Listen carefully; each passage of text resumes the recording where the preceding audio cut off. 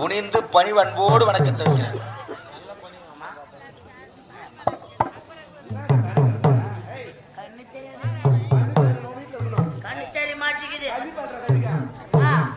எவ்வளவு கிட்ட ஆம்பளைங்க உக்காந்து இருந்தாலும் கண்ணு தெரியல எம்மா தூரத்துல பொம்பளைங்க உக்காந்து இருந்தாலும் அப்படியே பழிச்சுன்னு தெரியுது அம்மா. தெரியல அம்மா என்ன பண்றதுன்னு தெரியல. ஒரு கண்ணுல கண்ணு பால் கட்டிக்கா, ஒரு கண்ணுல எருப்பு பால் கட்டிக்கா. ரெண்டு பாலையும் கட்டிக்குவோம். எனக்கு பால் ஊத்துவாங்க பசு மாட்டு பால். ஏன்னா ரெண்டு பாலையும் கட்டிக்கிறேன்ல, பசு மாட்டு பால் ஊத்துனா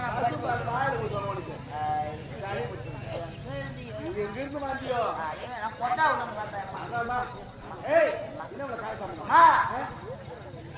அது நியாயமா கேட்கிறேன்.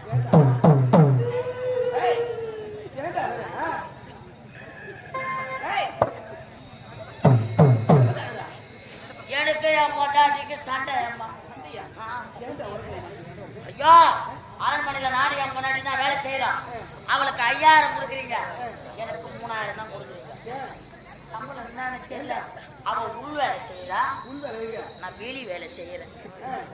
அவ உள் வேலை செய்யறா, நான் வெளி வேலை செய்யறேன். நான் வெளியில கத்தலாம் அடிச்சுன்னு வருவா, அவ உள்ள கத்தலாம் அடிச்சுன்னு வருவா.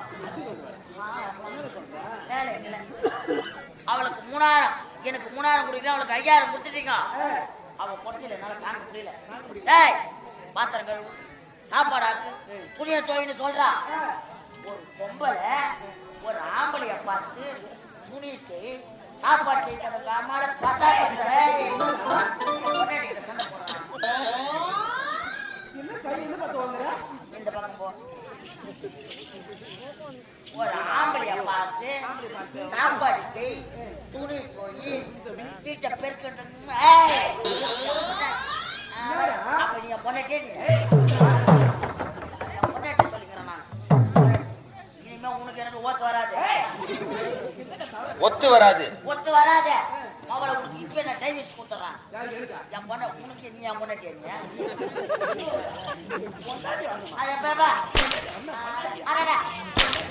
அதுக்கு இல்லம்மா நான் சொல்றேன். உனக்கு எனக்கு டைவர்ஸ், என் பொண்ணாட்டிக்கு எனக்கு டைவர்ஸ். ஏய் இப்போ வா கோர்ட்டுக்கு போவோம். டைவர்ஸ் வாங்கிக்கணும். என் பொண்ணாட்டி தாத்தா தாத்தான்னு நிக்கிட்டு போற. போற வகையில ஆமட்ட பையன் ஆடு மேய்ச்சிக்கிறான்.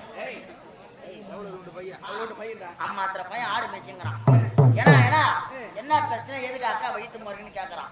சரி சின்ன பிள்ளையா இருந்தாலும் நம்ம பெரியவங்க கரெக்டா அவன்கிட்ட பதில் சொல்லணும். சொல்லிட்டு தம்பி இது மாதிரி பிரச்சனை, என்ன துணி தொழில் சொல்றா, பாத்திரம் விளக்குன்றா, சாப்பாடு செய்ய சொல்றா, எனக்கு இது ஒத்து வராது. டைவர்ஸ் கொடுக்க போறேன் தம்பின்றான். எங்கண்ணா போறீங்கன்னு கேட்டா நான் கோர்ட்டுக்கு போறேன்னு சொன்னேன். இந்த விஷயத்துக்கு நான் கோர்ட்டுக்கு போறீங்க, இதுக்கு முடிவு நானே சொல்றேன். சின்ன பையன் அவன் சொல்றான்றான். என்னடா இது இம்மா துண்டு பையன் நம்மளுக்கு சொல்றான். என்ன யோசிக்கிறான். சரி 1000 தான் இருந்தாலும் சின்ன பையன் ஆடு மேய்க்கிறான். 10 ஊருக்கு போய் மேய்ச்சிருப்பான் ஆடு. 10 ஊருக்கு சரவணன் கொஞ்சம் தெரியும். ஆனா சொல்லிட்டேன் தம்பி பரவாயில்ல, நீயே இதுக்கான தீர்ப்பு சொல்லுடான்னு சொல்லிட்டேன். இவன் உங்களுக்கு 2 பேருக்குள்ள நான் ஒரு போட்டி வைக்கிறேன். இந்த போட்டியில யாரு ஜெயிக்கிறாங்களோ ஜெயிக்கிறவங்க சொல்லிட்டு தோக்குறவங்க கேட்கணும் அப்படின்னு சொல்லிட்டான் பையன். போட்டினவனே என் பொண்டாட்டி தூக்கி நின்னுங்கிறான். ஓடுறது நினைச்சுக்க, ஓட்ட பத்தி நினைச்சுக்கிறான் பார்த்து. இவன் தூக்கி நின்னுந்தால பையன் பச்சனை கீழே பார்க்கலாம். ஓட்ட பத்தி நிற்கிறான்ல அந்த பையன் பச்சனை கீழே பார்க்கலாம். ஓடுறதுக்கு ரெடியாக்குறான். நானும் ரெடியா நின்னுங்கிறேன்.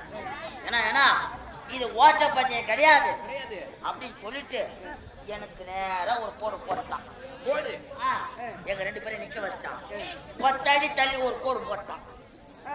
நானா நினைச்சுக்கினா லாங் ஜம்ப் தான் வைக்கிறான் அந்த பையன் நினைச்சுக்கினேன். நான் டவுசர் அவுத்து போட்டு ஜட்டியோட நின்னுங்கிறேன். நான் அப்பதான் ஒரு வேகமா எகிற முடியும்ல. ஜட்டியோட நின்னுந்தேனா என் பொண்டாட்டி என்ன பார்த்துட்டான். டே நான் வீட்டுக்காரன் ஜட்டியோட நிக்கிறான், நம்மள ஜெயிச்சிருவான் வந்துனேன். என் பொண்டாட்டி இன்னும் 2 தூக்குறான். அந்த பையன் இன்னும் 2 உக்காரான். என்னடா இது சரி பரவாயில்ல. டைவர்ஸ் கொடுக்க போறமே நானும் தெம்பா நின்று எகிரி குதிக்கலான்னு. ஏன்னா இது லாங் ஜம்ப் கிடையாதுன்னு சொல்லிட்டான். தம்பி என்ன தாண்டா போட்டி வைக்க போறேன்னு கேட்டேன். அந்த பையன் சொல்றான், இந்த கோட்டில் நின்னுக்கின்னு அந்த கோட்டை தாண்டி யார் ஒண்ணு கடிக்கிறாங்களோ அவங்க தான் ஜெயிச்சுருக்கோம் அப்படி என்றான். எனக்கு தெம்பா நான் தான் ஆம்படி ஆயிடுச்சு.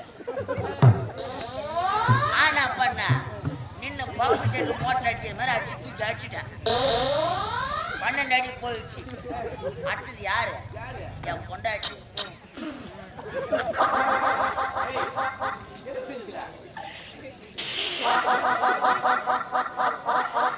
என் பொண்டாட்டியா நின்னுக்கணா முக்கரா முக்கரா முக்கரா முக்கரா உடங்கி போய் தொடப்ப கட்ட நாங்கள் அதையும் வந்து மேடை போட்டு சொல்லிங்கிறேங்க.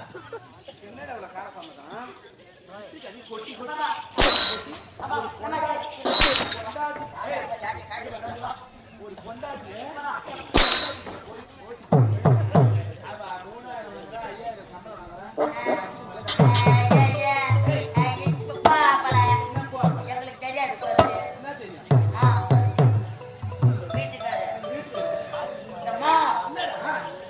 வீட்டுக்காரு நாங்க நடந்து வந்துட்டே இருந்தோமே, நடுமத்துல பெரிய கிணறு. நான் கிணத்த தாண்டி வந்துட்டேன். நம்ம எஜமா